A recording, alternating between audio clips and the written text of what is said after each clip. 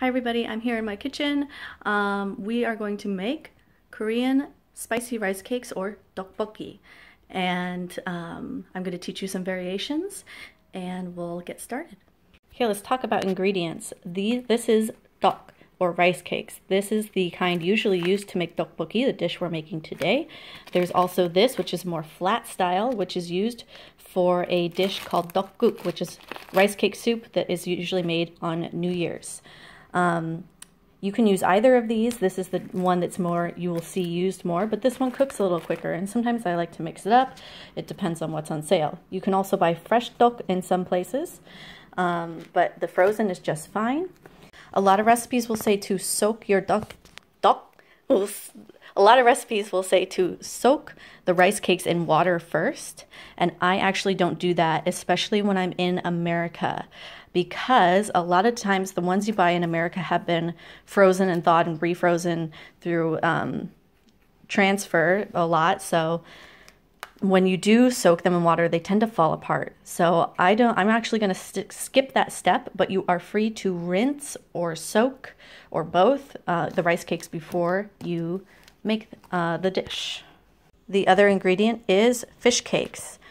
These are pretty common at most Asian marts. You can get some different kinds. This one, I gotta have a variety pack here, but they come in many different shapes and sizes, and I'll show you later. First of all, I'm soaking the frozen fish cakes so they can thaw.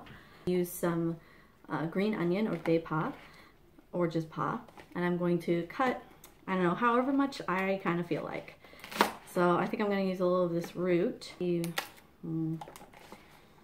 About like, I'm not a chef, so I actually don't know what I'm doing. I am going to use a little yangbechu or Western style cabbage. And cakes here, which I have soaked just for a little bit.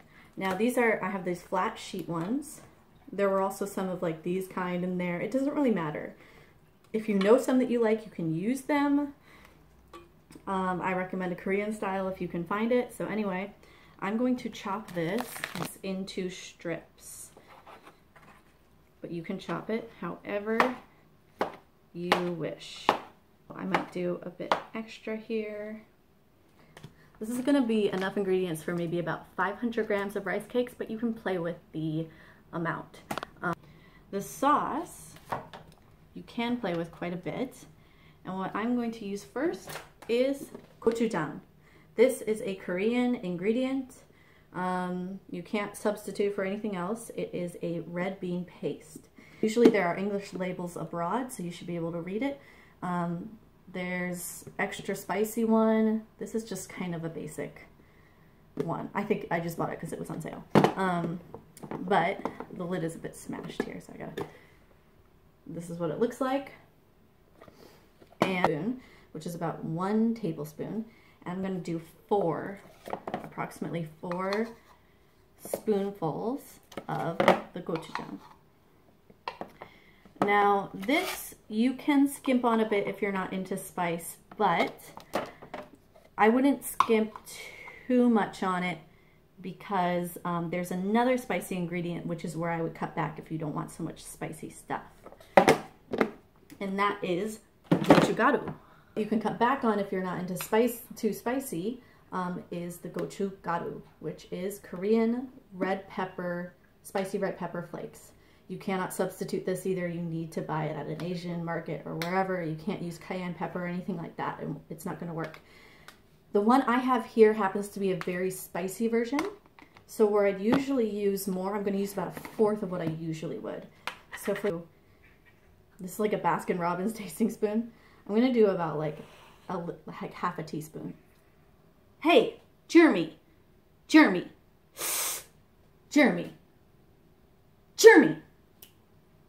stop it.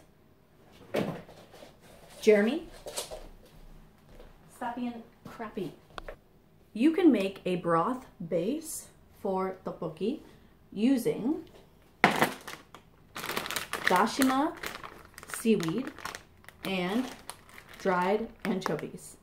You'd use maybe about 7 anchovies and about a 1 by 1 inch piece of dashima. I'm not going to do this because it's too much work for this kind of dish. What you can use is a powder, dashima. Jeremy, shut up. Anyway, don't substitute a Japanese one because it's going to give you a slightly different flavor. But if that's all you have, you can use it. It's just going to be not as authentically Korean in flavor. But what I'm going to use is not even that. I'm going to use a homemade one that my mother-in-law made. It's this, but without all the MSG. So this is like basically a bunch of dried fish and things like that. Vegetarian, you can certainly substitute probably a vegetable broth in this case, and do that however you wish. You could also play around with some other spices. Now I'm just do like maybe half a teaspoon of this. This really is a really good flavor enhancer, and but this one is going to have probably some MSG in it. You might be able to find an MSG-free one, but it's not really that healthy. The other powder I'm going to use is curry powder. This is a mild curry powder. You could probably use one of those cubes as well and like cut a bit off. I'm just going to use a pinch of that, maybe a couple pinches. If you want to change up the flavor too a little bit, or if you want to substitute the curry powder with the black bean noodle ramen powder, you can. That's a 짜장가루. That can sometimes be nice as well. Okay, the other thing, sugar. I'm going to do 4 tablespoons of sugar. Yes, it is true, this is junk food, but that's why it's so amazing. I'm going to take a little bit of hutu or black pepper, just a tiny bit.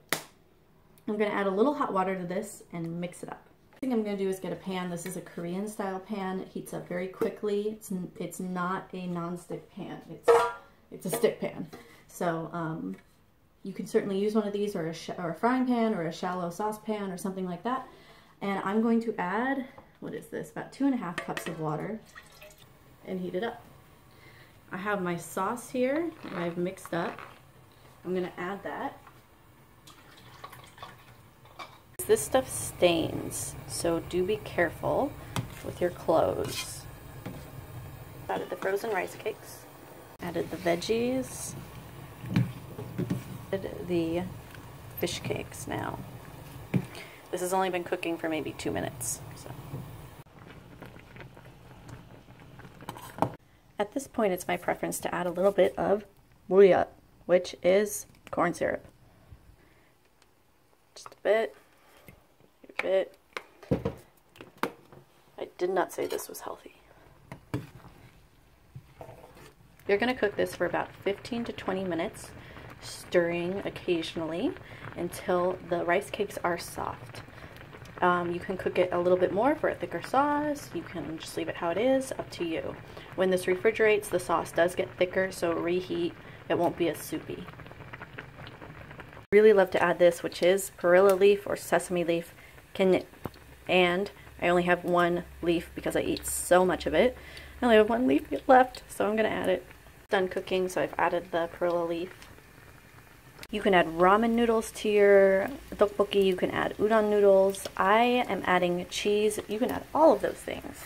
But I am adding cheese to mine. And traditionally, I don't know if that's the right word, but usually we use mozzarella cheese.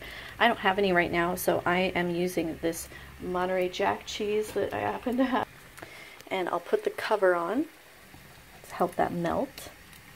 And here it is. I've added some sesame seeds for prettiness seasoning. I've got some deep fried shrimp here, some shrimp tempura or tigim, this tigim. And we can, do you mind?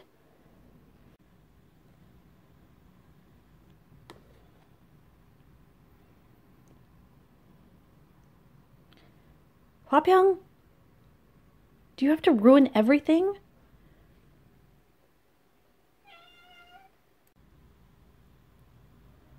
People dip all kinds of things in here. Kimbap,